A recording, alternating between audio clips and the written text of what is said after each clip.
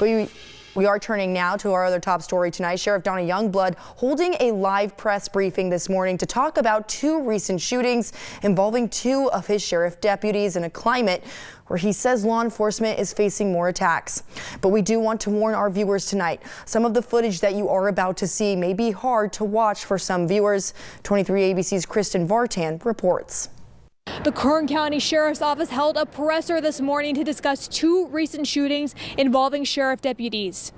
Sheriff Youngblood says that there have been more of this type of incident since the pandemic began. Friday morning, Sheriff Donny Youngblood went over investigations of two shootings that involved sheriff deputies. The first on September 3rd at 6:52 in the morning, when, according to the Sheriff's Department, Deputy Chris Saldana received a call from dispatchers about a man with a rifle in a small mining city of Randsburg on Highway 14. When the deputy arrived at the location, he found two vehicles alongside the road. After pulling up information on the cars, Saldana found that one vehicle was stolen but had no one inside. Inside the second vehicle, the deputy encountered 37-year-old Fernando Naples, who challenged Saldana to a fight. We're in a time where people don't feel like they're not held accountable for a lot of their actions.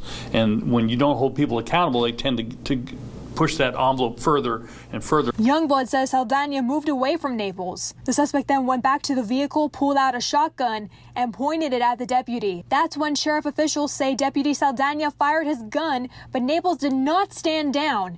Deputy Saldana then fired again. Naples was found deceased on the scene from the shots. Lieutenant Swanson telling 23 ABC Deputy Saldana had never been involved in a shooting before. The second case discussed in the press conference is the investigation surrounding 31-year-old Ricardo Usher. Body cam footage shown at the press conference are of the morning of September 15th. You'll find 31-year-old Ricardo Usher charging at the deputy Ubaldo Weiss while muttering incoherently. Weiss asks Usher to stop, but he keeps going.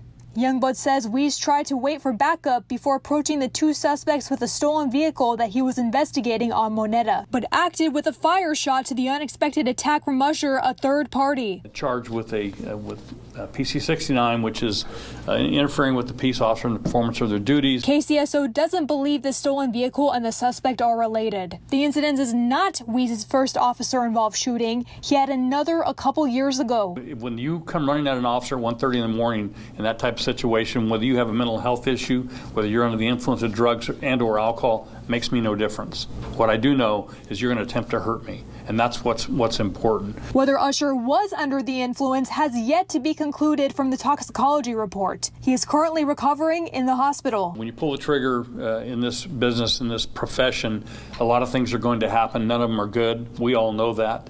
You're going to be subject to a lawsuit. You're going to be subject to scrutiny by the sheriff, by the media, by the public. It's just part of what we do. We accept that, and we hold them accountable when they do something wrong.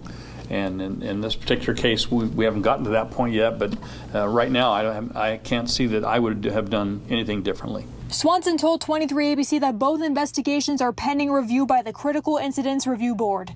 KCSO is finishing up information to make a presentation. Now we will continue to bring you more updates on these two incidences on our website, turnto23.com. For now, I'm Kristin Vartan for 23 ABC, connecting you.